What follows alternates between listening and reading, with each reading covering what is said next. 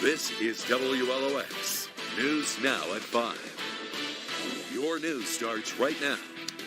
And new as we come on the air at 5 o'clock, Ida, now a hurricane forecast to become a monster as it gets closer to the northern Gulf.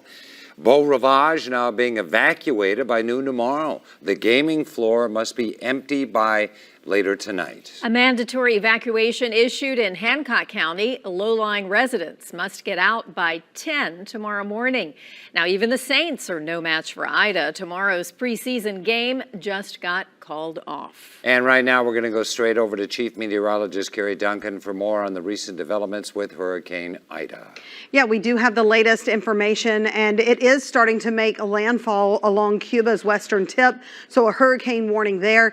Hurricane warnings close to our area, but not including South Mississippi. We are under a tropical storm warning, a hurricane watch still. Also inland areas under a tropical storm watch, and we are also under a storm surge warning. But now this latest update with Hurricane Ida, as it moves into the Gulf in the warm waters, it is forecast now to become a major Category 4 hurricane with sustained winds up to 140 miles per hour by Sunday afternoon. As it nears the coast right now, the track is along the Louisiana coast. It looks like central Louisiana.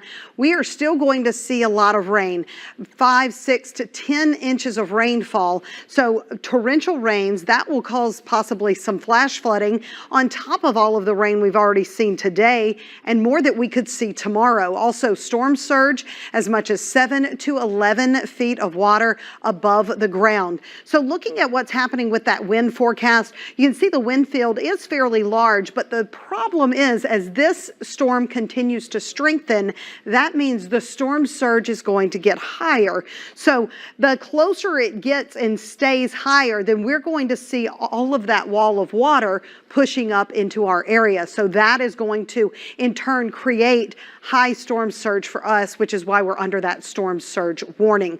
As far as the winds, you'll notice we are going to see the conditions starting to deteriorate, especially around the middle part of the day Sunday, but still seeing some pretty high wind gusts as early as Sunday morning. So you'll notice with these wind speeds, with the European model, this model has a storm a little bit farther west, and so our wind speeds not quite as high. But as we take a look at the GFS model, this one tracking a little bit closer to us, so we do notice that our winds are going to be much higher. Much of our forecast is going to be dependent on where exactly this storm does go. So we'll have more on that, storm surge, and much more in just a bit.